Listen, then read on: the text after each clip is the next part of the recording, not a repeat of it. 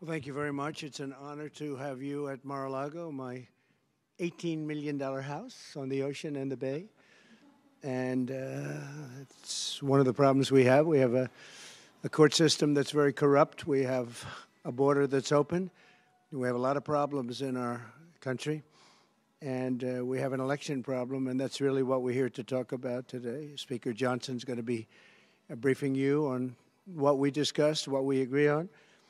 But I would like to demand that our border be closed because we have millions of people coming into our country. Millions and millions of people are pouring in at levels that nobody's reporting, nobody's going to talk about. But I believe you could have 15 million already in. Some are terrorists. They come from jails and prisons. They come from mental institutions and insane asylums.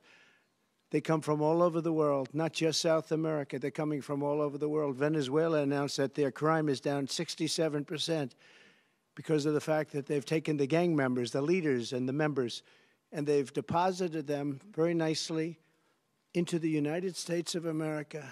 That's just Venezuela. It's happening with the Congo. It's happening with countries all over Africa, Asia, South America, all over the world it's happening. Our country is like a dumping ground, and we're going to have it stopped.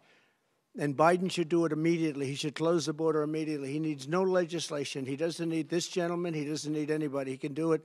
I did it without any legislation. I had the best border we've had in ever recorded history. He can close it immediately. If he would have left, we had stay in Mexico, remain in Mexico. We had catch and release in Mexico, not here. We had everything. It was perfect. It was a great situation we had, and now we have the worst ever. I don't believe in the history of the world there's been a border like this. But we probably have 15 million people, and they come from places that you don't want to know about, and they're going to be big problems, and it's getting worse. It's migrant crime. It's a new category of crime, migrant crime. And I demand, as a citizen, I demand the border has to be closed. Our country cannot take it. No country could take it. It's not sustainable by any country. And we want to also mention election interference, and we want to talk about election integrity for a little while. But basically, that's what we're working on. And I'll introduce the speaker, who you know very well. He's doing a really good job under very tough circumstances. And I appreciate he came to Mar-a-Lago. We have a great conference, and there's a big turnout because people want this to be healed. They want our country to be healed. They want our country to be united.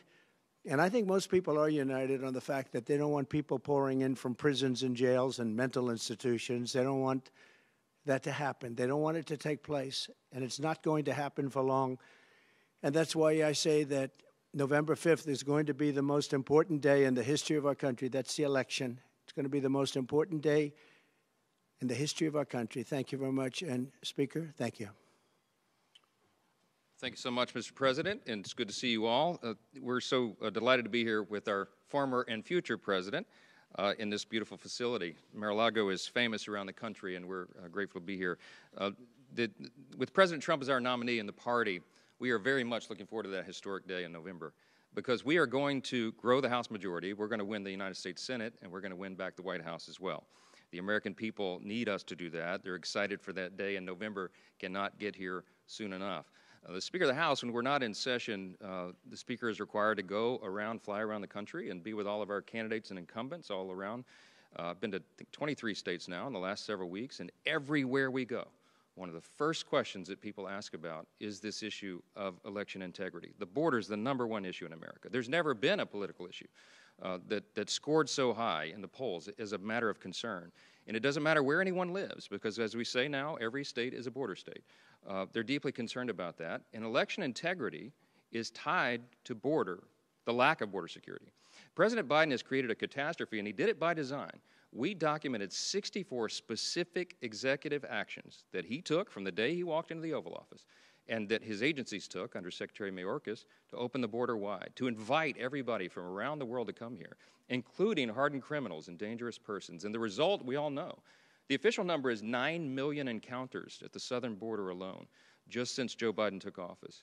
But the actual number is probably close to 16 million illegals who have come into the country because they desired it, they designed it, they engineered it to be that way. His actions did that. He he ended the Remain in Mexico policy under President Trump's administration. They reinstated catch and release that had been practiced under the Obama administration. They stopped building the wall. They did everything exactly the opposite of what this president had achieved, and that's why we have this catastrophe. It has all sorts of terrible effects on the American people. We know that fentanyl is the leading cause of death for Americans age 18 to 49. We know that violent crimes are being committed on innocent Americans now. Lake and Riley and many others who are now losing their lives because these dangerous people are in our country, and it must stop. And the American people are demanding that it does. And it doesn't matter which political party that any American is in, they have the same desire. They want safety and security, and we can supply that. But among the problems that flows from this open border catastrophe is directly related to this threat to our election integrity. Why is that? You need to understand something really important about federal law. Since 1993, the National Voter Registration Act, we call it the Motor Voter Law, allows people to sign up to vote when they get a driver's license. If an individual only asserts or simply states that they are a citizen, they don't have to prove it. They can register that person to vote in a federal election. And you see, states are currently prohibited, believe it or not, the states are prohibited from asking someone to prove that they're a citizen. The federal voter registration form just has a check-a-box, and if you do that, you're good. The states can't allow it. Well, we think that's a serious problem. And so what we're going to do is the House Republicans are introducing a bill that will require proof of citizenship to vote.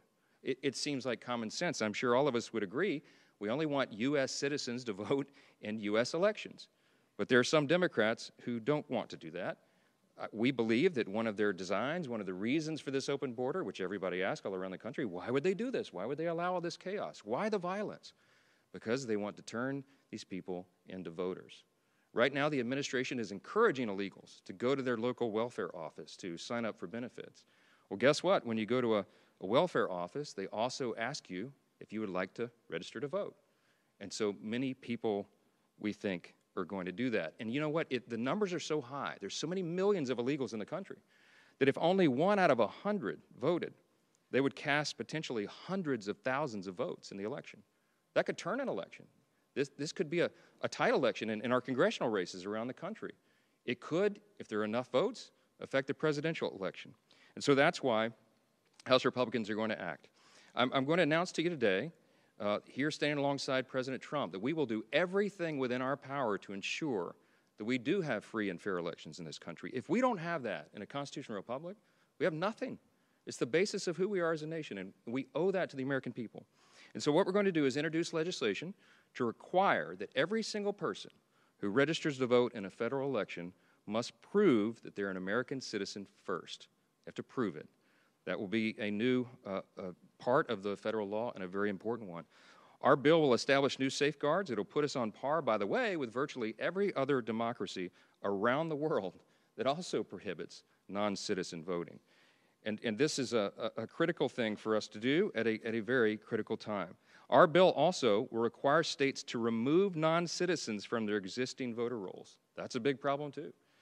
And it will provide access to databases from the Department of Homeland Security and the Social Security Administration to help the states administer this. As the entity that is responsible for regulating federal elections, Congress has this responsibility. We cannot wait for widespread fraud to occur, especially when the threat of fraud is growing with every single illegal immigrant that crosses that border. This is something most Americans are deeply concerned about. The latest poll says 78% of the Americans who are polled say that preventing illegal immigrants from voting in our elections is a top priority.